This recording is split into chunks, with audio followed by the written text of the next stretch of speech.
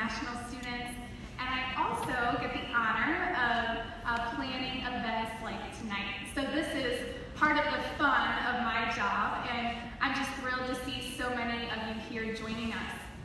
This was a collaborative event, so there were many parties working together to make tonight happen. And so first off, as far as introductions, I would like to ask Yu Zhang to come to the stage. He is CSSA's president, so give a warm welcome for Yu, because CSSA was one of the collaborators for this event tonight.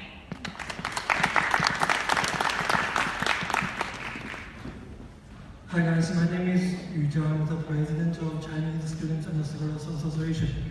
It is my great honor to have this guy here, and I would like to say thank you for all of you to come to this great event. So for the last year, we have the same event, but I think that was a totally great event because there were so many students learned a lot from the professionals about how to find a job in the US. Is there anybody want to find a job in the US after graduation? Will you put your hands up? I'm one of you guys. Because I know that finding a job in the US is such a hard job. And I know that some of you are eager to find a job, but probably you will know that it's so hard.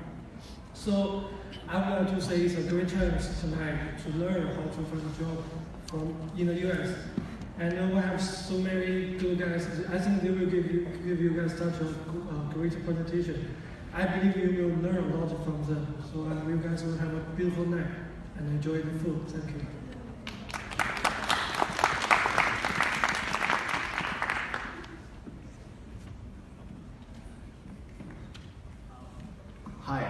Hi everyone.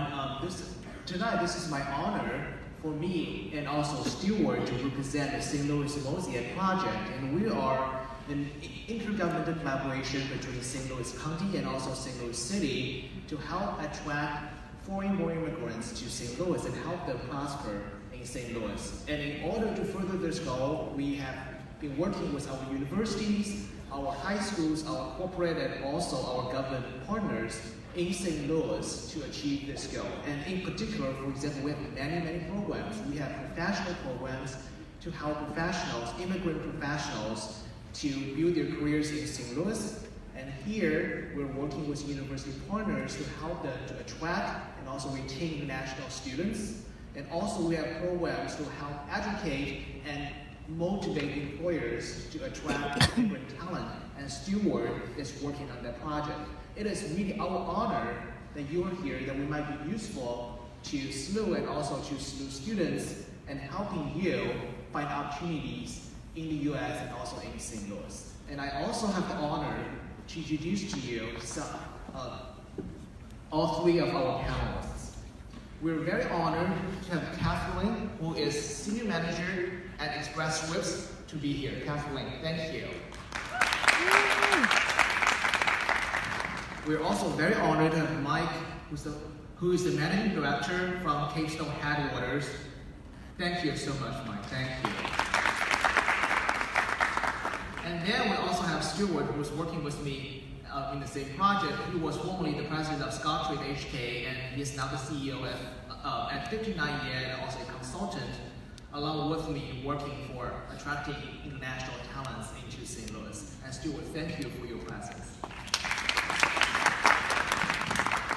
And thank you all, our partners, our students, and also our panelists to be here tonight. And I will head off to Carissa. Thank you.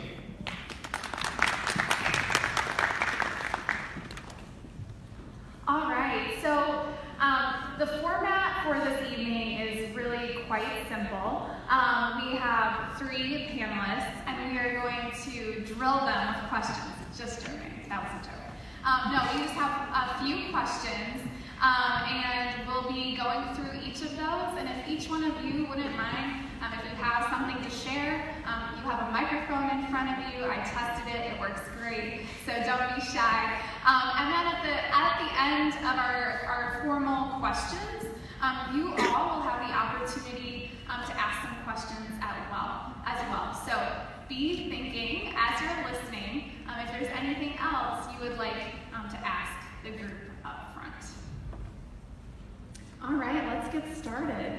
So, the first question for this evening, what are the recruitment channels that international students do not tend to be aware of? So we are wanting to hear about some of the recruitment channels that you all are aware of that this group should know about and should be engaging in as they engage in their career search. So whoever wants to kick it off. I'll go ahead. Is this working? Hi there, is this working now? Okay, perfect. So one of the recruitment channels, I'll mention a few, one of the recruitment channels that you probably do know, but I will stress its importance, is LinkedIn. We are always, so I work in talent acquisition. I lead the university relations team at Express Scripts. So the duty of my team is really to find students to fill our summer internship program. And one of the first places we look is LinkedIn. So if you don't have a profile on LinkedIn, I would highly encourage you to get on there and make sure it's updated. The second channel I would mention is student groups and organizations like the ones that you belong to now. Recruiters do tend to form relationships with student groups, so we will come in and present at your groups, have you come and do tours at Express Scripts, and that's one way to kind of get in front of and the decision makers at the companies that you're interested in. Number three, and you're probably aware of this, is career fairs and any kind of events like this that happen at the school. Again, another great way to network and meet people from companies that you may not have met otherwise. Hello. Hi, my name is Mike Schumacher. I've been in investment banking for about 20 years, and I haven't really been on necessarily the talent acquisition side or career coaching side, but I have done a lot of recruiting for investment banks, for my practices over the years. And I guess I come at this a little bit more holistically, rather than in discrete channels, which is, I think, very useful to say. I look at it as, think of your 3 different buckets when you approach the job market. One's the cold bucket, the warm bucket, and the hot bucket. Cold bucket is when you respond online to whether it's Monster or whatever, the folks don't know you, you're dumping your resume in sort of blindly. That's a very low probability channel. So use it, it's great, helps refine your resume. You might need to dump hundreds of resumes to get hits. That's why it's called the cold bucket. It keeps you in the game, keeps you thinking about it. Warm bucket is maybe folks you meet at, networking through your SLU alumni network or at events. Those kind of warm contacts can increase your probability of getting a hit. And then of course the hot bucket is probably where you're going to most likely find a job. Those are very personal contacts, maybe folks you've already known historically or you've got to know very well recently, and they can put you into somebody and you have a very personal touch going into that first interview. Those are the highest probability, I would say, conversion opportunities. And those are the ones you really want to cultivate, make sure you're ready for, find them. But that's how I think about when I go into the market, recruiting or trying to find a job. I think you need all 3. And frankly, you don't know where your job's going to come from, but you want to touch all your bases.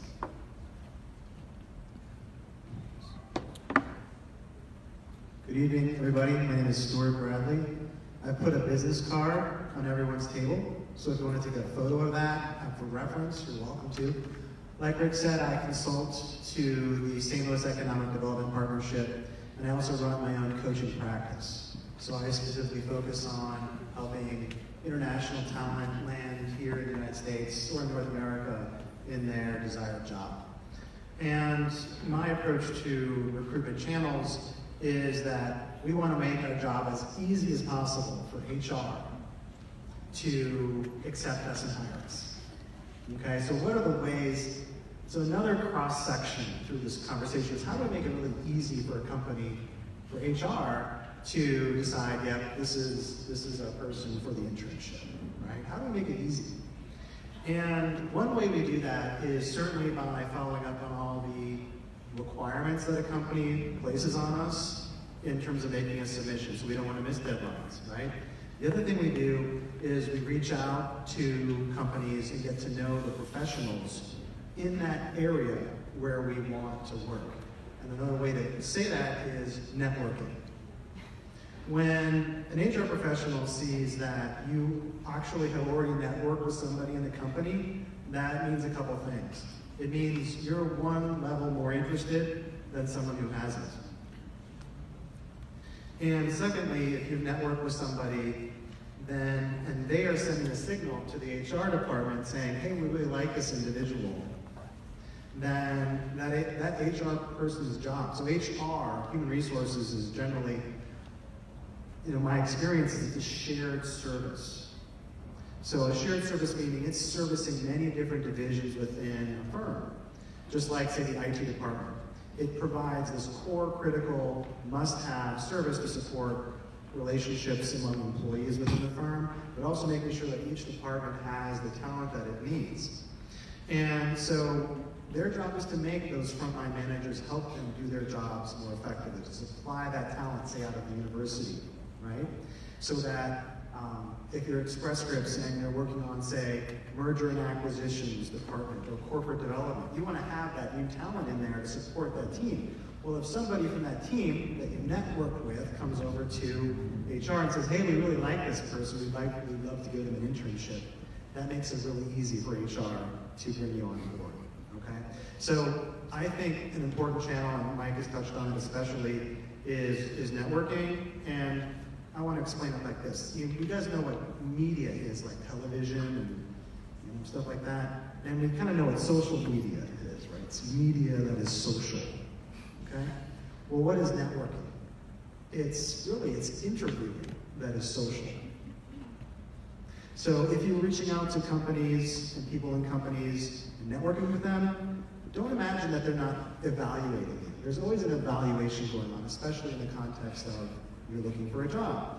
You're not going to walk up to somebody and say, hey, I need a job. No one really wants to have that conversation with you, but they're always happy to help you make more connections. So networking, think of it as social interviewing. You are what you eat, right? You kind of become who what you consume. So if you want to get that job, I would say focus on networking, meeting with the professionals doing the work you want to do. Let it be easy for HR to check the box and bring you on board. I think that's a great point. If I could just add something, you may be asking yourself, they keep talking about networking. How do I actually get into it? How do I break into and find that one person who's going to kind of help me make those connections? And I'll tell you, you're actually in a really good place. You have connections here on campus that can get you at least a line of sight into some of the companies. So for instance, the faculty members here, your instructors, they're industry professionals themselves, so they probably know people in the industry that they can introduce you to. Career services, that's an obvious one, but I know a lot of people don't take advantage of your connections in career services. They know all of the companies out there and all of the people to get connected to. So just something to think about if you're struggling with who can connect you with the right people. So I don't know if you guys are natural networkers or not. I wasn't. Definitely coming out of college, and definitely for years after college working, until I went to grad school and was surrounded by a bunch of shameless networkers, did I really I forced myself to network, and really that's how I had to push through, almost becoming shameless. So it might not feel natural at first, and maybe there's a cultural divide, I don't know, but the more you do it, the more natural you'll get at it, and the more effective you'll get at it. So just start doing it, leave your shame at the door, and just start reaching out to folks before you know it becomes second nature. Thank you guys. That was some great answers for our first question. I love it. Okay, second question for this evening. So the last question we were talking about what are the recruitment channels? This next question is who? Who are the stakeholders and what is the decision-making process for recruitment at your company? So again, who? We're talking about who you all need to be aware of. Who are stakeholders, and what is the decision-making process for recruitment at your company?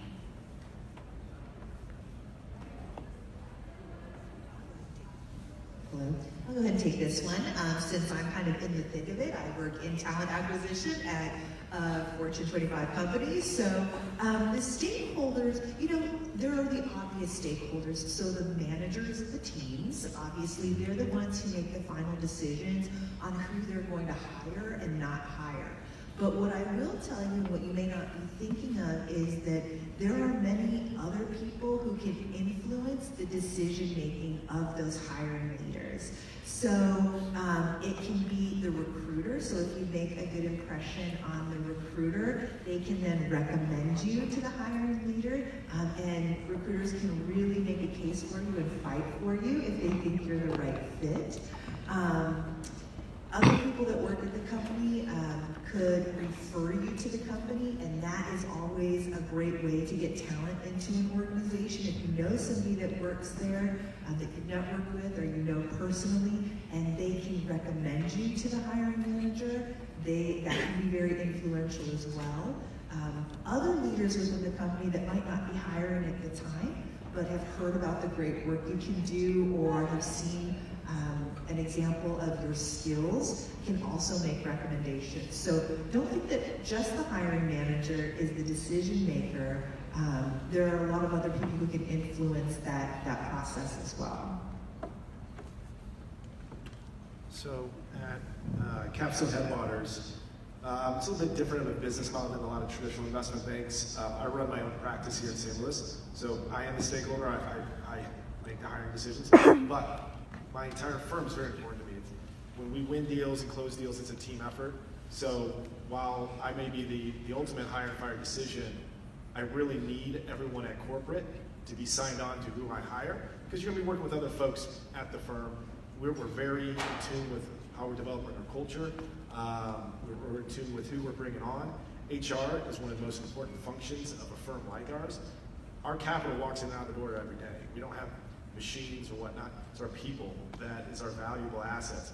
And so we got to make sure we get the right people, develop them, and that's how we typically do it. But at larger investment banks, it can feel like a more of a structured process. Go to the event. You got to meet the gatekeeper, who's the HR individual, and then of course from there on, everyone has to be at yes to ultimately get you in the door.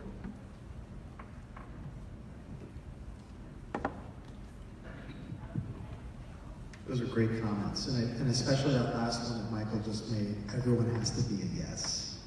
Did you guys catch that one? So the decision-making process for really large firms, very structured. So Express Scripts is a structured process. They have a fixed start and end point to the recruiting.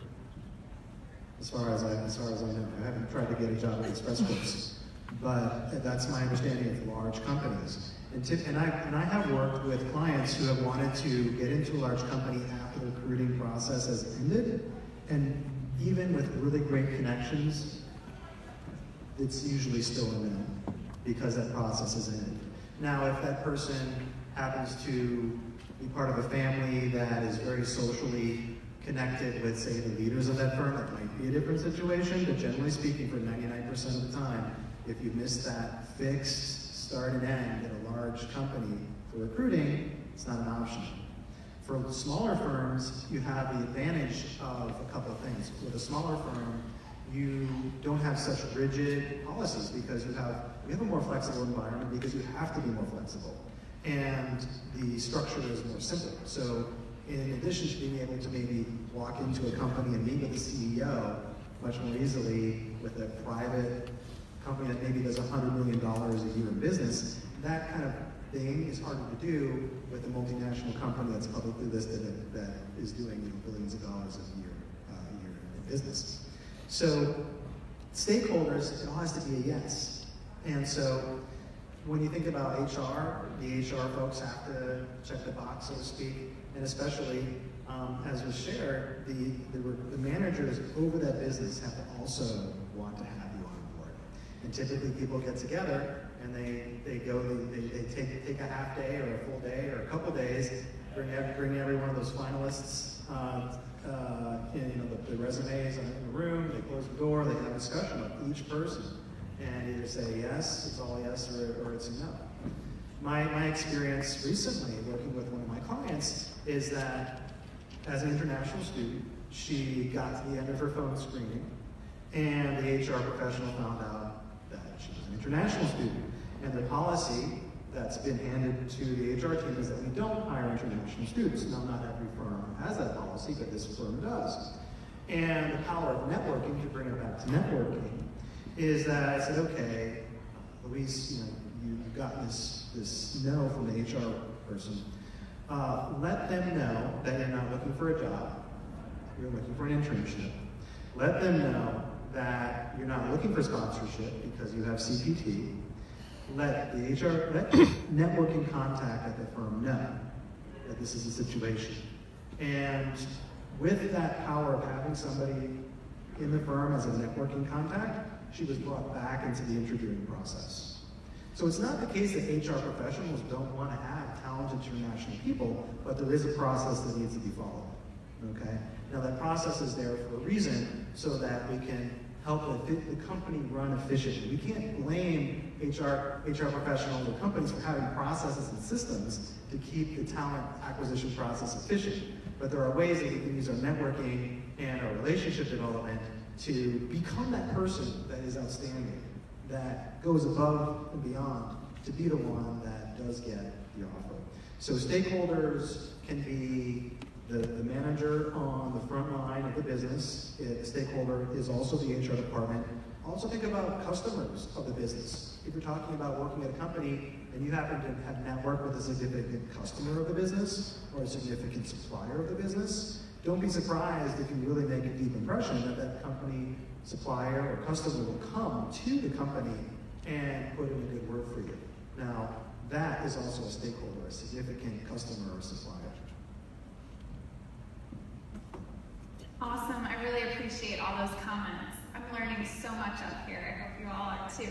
All right, so this next question, we'll move right along. This really connects the purpose of this session with all of you. If you are here today, you are an international student. You're here on an F1 or a J1 visa, and you have opportunities like OPT or CPT, right? Those give you, just as Stuart was talking about, opportunities to connect with businesses right here in St. Louis to do an internship or to get a job. So the next question is this: how can international students network within the company to increase their likelihood of being recruited?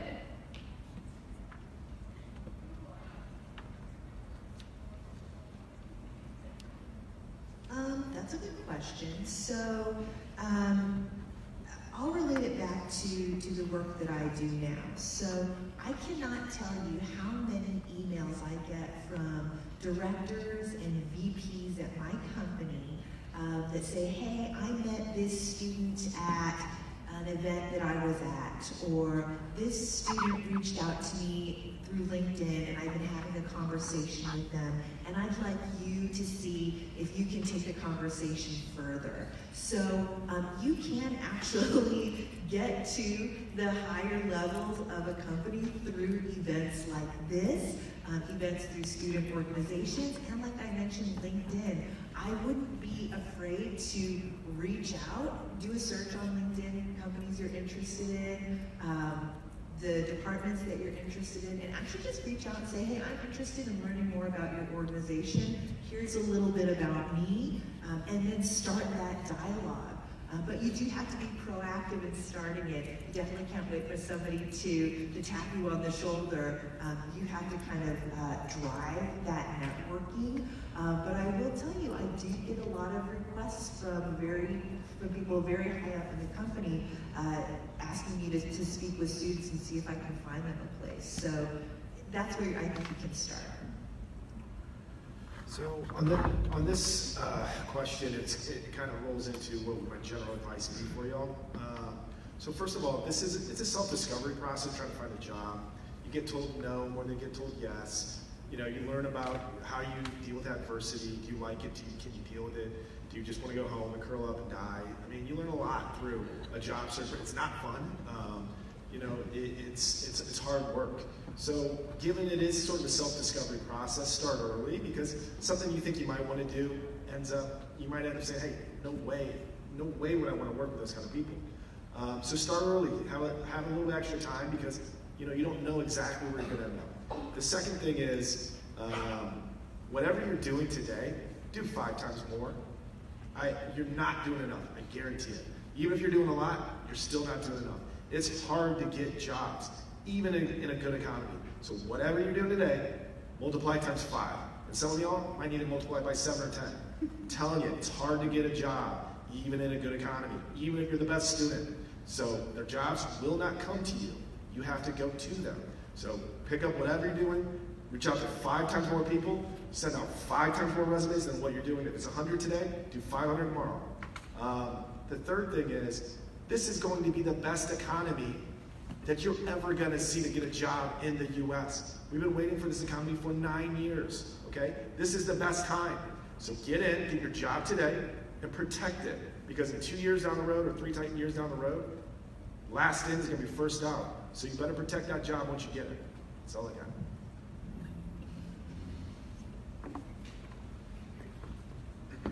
Did you guys get that? Michael also wove in some accounting for us. Last in, first out. You know, LIFO, accounting, FIFO. First in, first out. Last in, first out. Right. This is the best economy ever. So this is the chance. This is the time.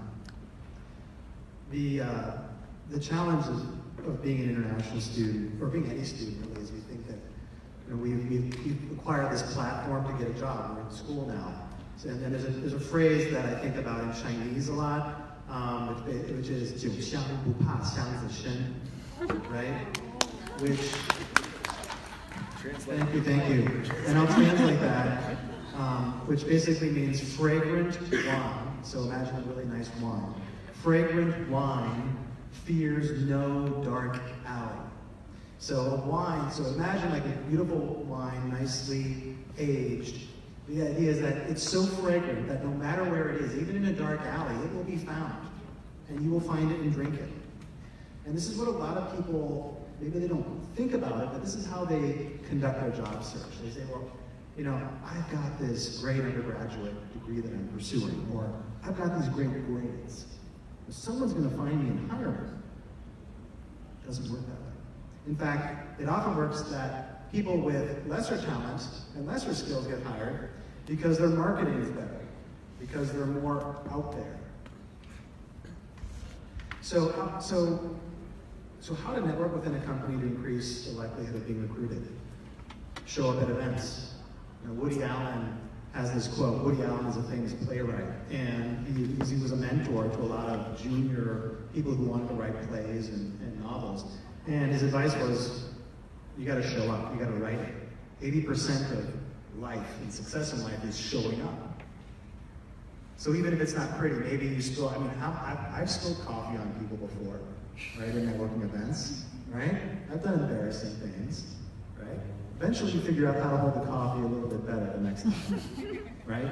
And so it's a process of getting better and better. When I worked so I used to work at UBS Securities in Beijing, and I was responsible for receiving piles and piles of resumes from, you know, the famous universities like Tsinghua and Beijing. Just piles and piles of them, right? And no one had ever come to network with me. No one did. So when I eventually sat down, so HR had passed on their resumes to me, and I met with them for 20 minutes, and none of them really left a deep impression. I had to fill out a form and give it back to HR. I didn't really have the opportunity to say this. Okay, a couple people stood out as being really, really interesting, and I said so. But what if someone had actually networked with me and reached out to me? What if they had gone to a sports event and met me? What if they had gone to a party and met me? We often think that these opportunities are going to come to us, but they won't. So what's happening on SLU this month? What's happening at SLU this month where you guys could meet with a company? Have you met with the career services teams to identify that information and go? Where every Thursday there's At CIC, there is the Venture Cafe every Thursday. Probably heard about that before. Are you going to those events? Some people nodded their heads, some people, yeah, okay. Are you going to Venture Cafe every Thursday from 4 to 6? You know, these are opportunities where people are looking for deals, right? They're not looking always to hire people, but these are companies, they're companies, they're representing companies, large and small. So how can you network within a company to increase the likelihood of being recruited? I think first it begins with picking a focus. How to network with a company to increase the likelihood of being recruited? First of all, you have to have a goal. You have to have a list of target companies. If you haven't come to your job search with a list of target companies and people that you want to meet within those companies, you haven't even started your job search. It's not like osmosis or Brownian motion where we're just going to kind of randomly bump into people, right? On one hand, we want to be open to the spontaneous networking event that happens and meet somebody and get their card. At the same time, we want to systematically reach out to companies through LinkedIn, through other means to get on people's radars and then follow up. And the thing about networking is that it's not just touching somebody one time. Oh, I sent them a LinkedIn request to connect. Has anyone gotten a job just by connecting with somebody on LinkedIn? No. It's a process of making the connection, then having the phone call, then meeting for coffee. Typically, it takes between 7 and 20 times of having a touch point with somebody for there to be a relationship that gets established so that they know you, feel comfortable, and want to bring you in for an interview. Yeah, so I want to augment what Stuart just said. So we're focusing a lot on the front end, on how do you get the leads, and what do you do once get the resumes out, etc. But what do you do once you get that interview, and when you're sitting in front of a decision maker or whatnot? And the irony of that is that your resume really doesn't matter at that point. It's important. You'll talk about it. It's stuff people want to hear about, how you deliver it.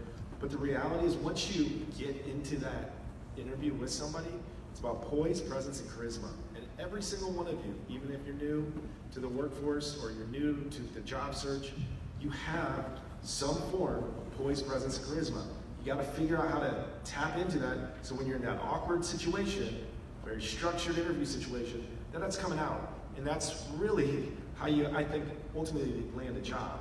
Is in that interview, you're conveying your poise, your presence, and your charisma. And that's what folks want to see once you're in that room. Awesome. Thanks, guys. All right, and gals. All right, so final question, and then we'll leave a little bit of time at the end for some question and answer. So that means if there are any questions in the crowd, we'll bring mics around and you'll have the opportunity to ask our panelists. We'll probably just do 2 to 3 of those.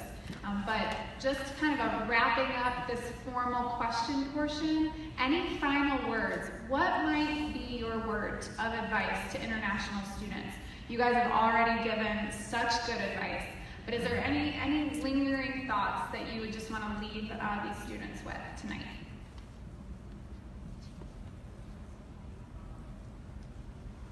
I would say, not just for international students, but for all students, I look at everything through a human resources, kind of talent acquisition lens.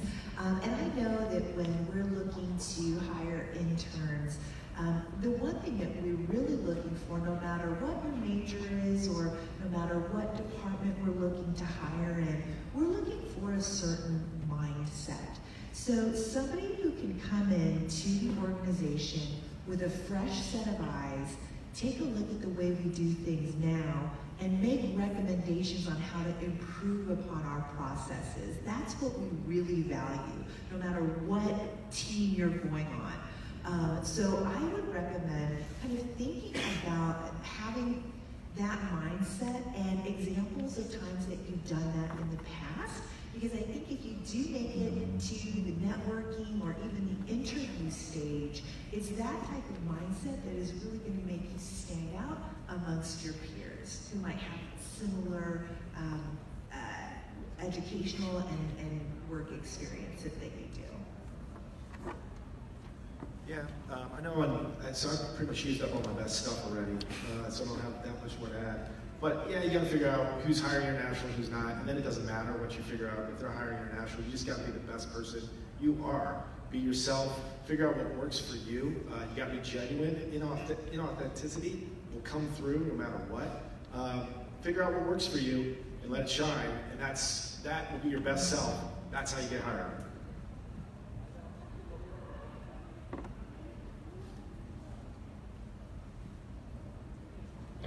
Words of advice.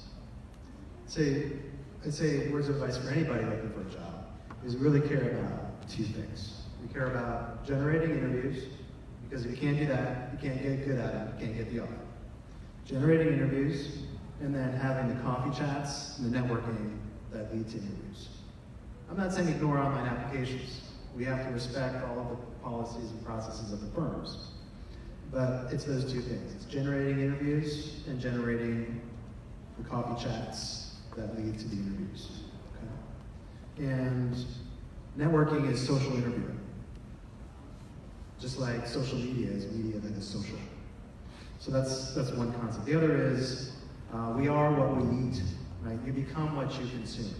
So if you are consuming every day schoolwork and exams, you become basically a bunch of ideas about schoolwork and exams. And if you want to become a banker, or if you want to become an HR professional, or if you want to become a scientist, you want to consume conversations with investment bankers. You want to consume conversations with HR professionals. You want to consume conversations with scientists, so that you learn the language, you learn the lingo, and that's how you become them. Okay? So what are you consuming now? Think about it. In terms of your day, you have 24 hours in the day. Humans, we all share 24 hours in the day. You have 8 hours to sleep. How many of you sleep for 8 hours? Probably not. We have 8 hours to what? Work, do our homework, eat. We have another 8 hours in the day. How are we using our time? How are you using your time? And are you consuming the types of conversations, the wholesome, good, nourishing conversations that lead you to where you want to go? So I'm going to leave that with a question that you can go back and think about. Which is perfect because, in a Jesuit institution, we're all about reflection. So I do hope that all of you will be kind of reflecting on these thoughts and thinking about one or two things that you can really put into practice coming from this session. But before we wrap up, I'm going to have a couple of my volunteers, if you want to head up, or one of them, yep, okay, and grab one of the microphones. Sorry, panelists, you'll have to share. And we're just going to open up this time for some questions from the group. So if you have a question, raise your hand, and if one or two of you would weigh in on these questions, we'll go ahead and wrap things up in this way. All right. Okay, so if you could share your name, your major, and then state your question. Hi, I am Elisa Dungil. My major is Master's in Bioinformatics. And today it's like a great pleasure to hear something about recruitment process from you guys. So we heard something about LinkedIn, but we didn't hear anything about Indeed and Glassdoor. So are there like group channels to like put our CVs and like apply through them? Or no? I'll take that one. So, yes, I think Glassdoor, is good for a couple of different reasons. You can look for jobs on Glassdoor, but you can also do research about the company on Glassdoor, so you can read all of the reviews. You can look at salaries. There's so much information on Glassdoor, so it's good for that purpose. Indeed is a job board. You kind of post your resume there. Companies use it, but it's not a main channel of finding people. LinkedIn is a little bit different because it's a social site. So on LinkedIn, you can really share a lot about yourself, your professional self, and kind of tell a story about yourself. What's also really cool about LinkedIn is that when recruiters go onto LinkedIn to search for people, they search by keyword. So you want to make sure that in your LinkedIn profile, you are putting in keywords that relate to the major or to the position that you're looking for. But those 3 sites, they kind of serve different purposes. They're not all the same, if that makes sense. So I'm trying to build out my team in St. Louis. I just opened the office here for Capstone Headwaters in January 2017. I need a VP, an associate, maybe an analyst. Our firm is using one of these sites. It's absolutely brutal. I can't stand it. I stopped looking at them. You know, and that's not to be discouraging, but my point is that, you know, someone who's looking to hire somebody, these sites are dumping in so many resumes that are not targeted towards what I want. It puts, hey, use them. Make sure that's not the only mechanism that you're trying to get in front of folks, because you probably have a very specific skill set, and you know the people who are going to value you. So make sure you're going direct to them as opposed to indirectly through these other systems. These, I almost call them third-party systems, because as a hirer, I'm turned off. Like it's too much. It's too much stuff that's not relevant, and this is from a firm that's pretty good at recruiting and pretty good at trying to target folks. It's using one of these sites. I'm only going direct to folks that say, hey, this is what I'm looking for. You know, I want people like this, and I only have so much time in a day to interview. I can only really hire or look at 5 slots of high quality folks for a slot. And so try to find ways to go more direct. Thank you. All right, we'll take another question. Yep. Hi, I'm Rio Fabrian from, I'm a 5th-year PhD student in the chemistry department. I have a question kind of about the shameless networker and kind of the coffee conversation combo. So basically, like, do you guys have any best practices for, you know, to be shameless networker from your perspective? And who are these people that land the coffee meetings with you Well, guys? so I think this is just general maybe life advice. You know, the things where I've learned the most is where I felt the most uncomfortable. And if you're out of your comfort zone, it means you're probably stretching yourself, you're learning. And networking isn't like, we're not born to network. Maybe some folks are, they're kind of scary. If you're born to just network, it's kind of scary. So if you're, you know, just the more you do it, the more natural you'll get. You'll get your routine down. You'll know your approach. You'll know who, you know, you like to warm up with and then work up towards. But you should go into, if you're going to a session, maybe even think before you walk in, what is your goal? Who do you want to meet? How many folks? And how you're going to get there. Keep it easy. Like, I want to meet 3 new folks. I'll start with the junior person and middle person, work my way up to a senior person. Set simple goals for each event and try to accomplish them, but know you're going to feel awkward and know that's part of it.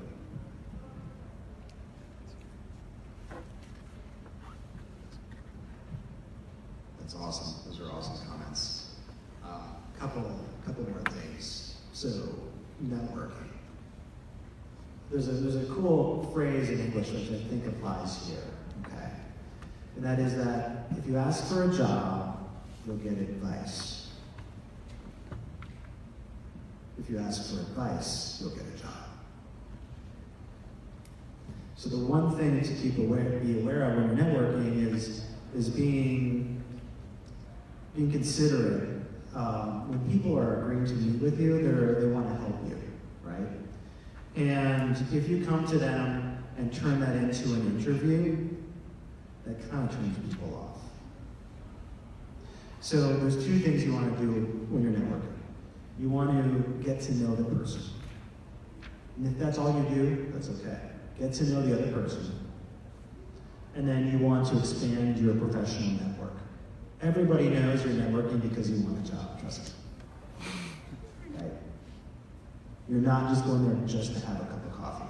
That person's not coming there because they have a caffeine deficit and they need the coffee. Right? So they're meeting because they want to help you. And it's not going to be that every person you email or LinkedIn or text or whatever, or, you know, they're not all going to say yes. And that's actually a good thing, because the way I teach it, we actually want to really only focus on the people that are interested in talking to us, right? So they're actually doing us a favor by removing themselves out of the discussion. Now, some people you want to follow up on and be persistent, but I'd say that If you ask for a job, you'll get advice, you won't get a job.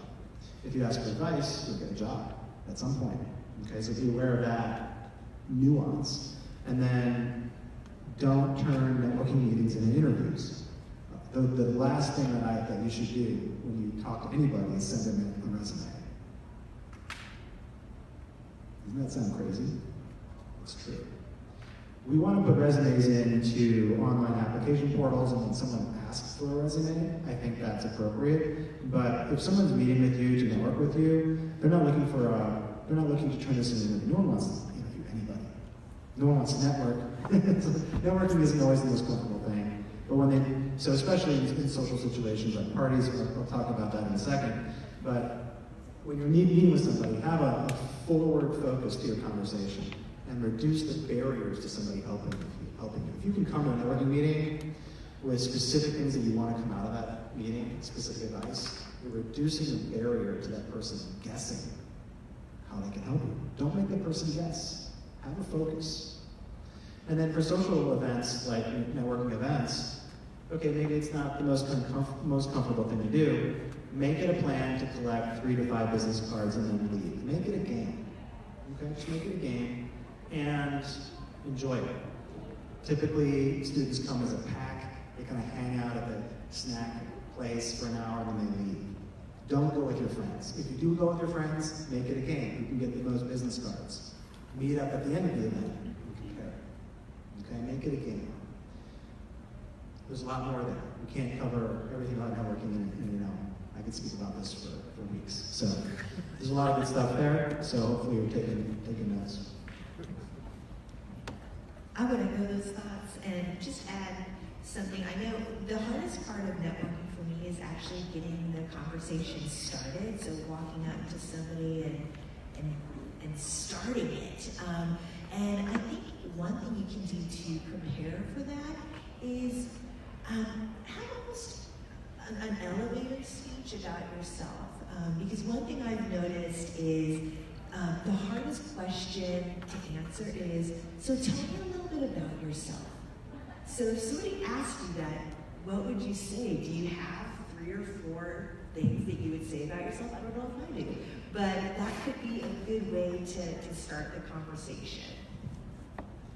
And I gotta add this. This is still, guys, we're dealing with people, so we're all people, so just use common sense too.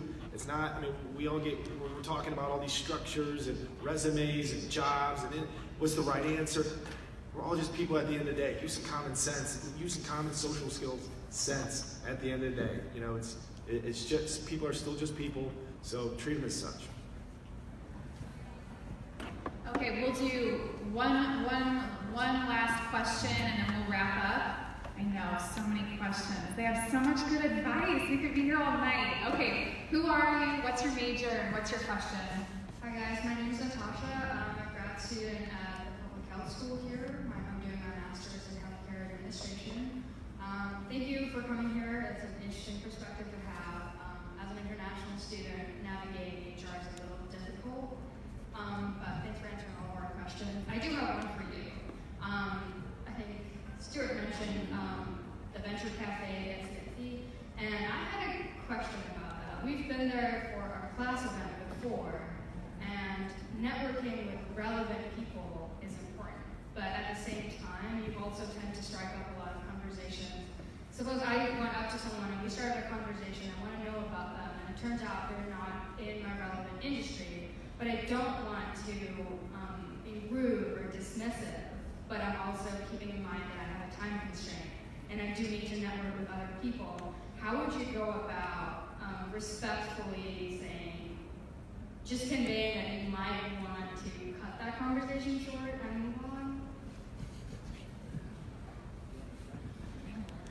Hey, it's really great to meet you. I'm going to keep networking.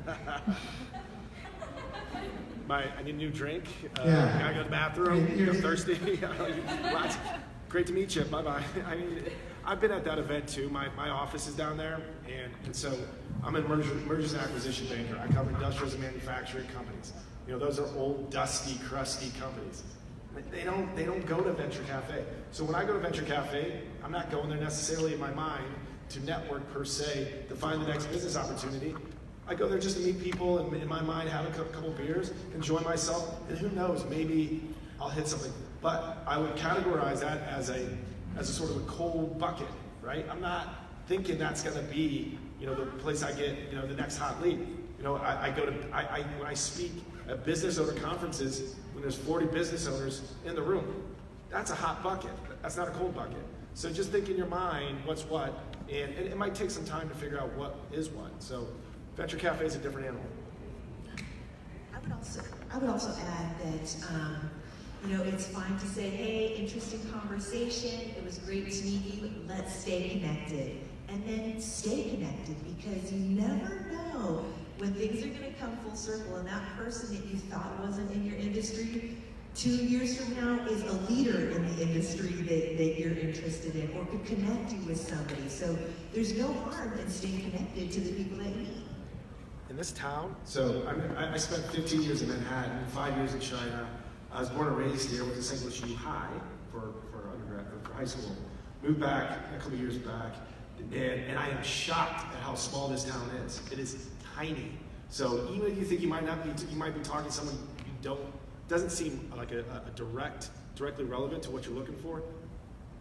Chances are they know someone that might know someone in this town. I mean, it's unbelievably small, and it's kind of scary small.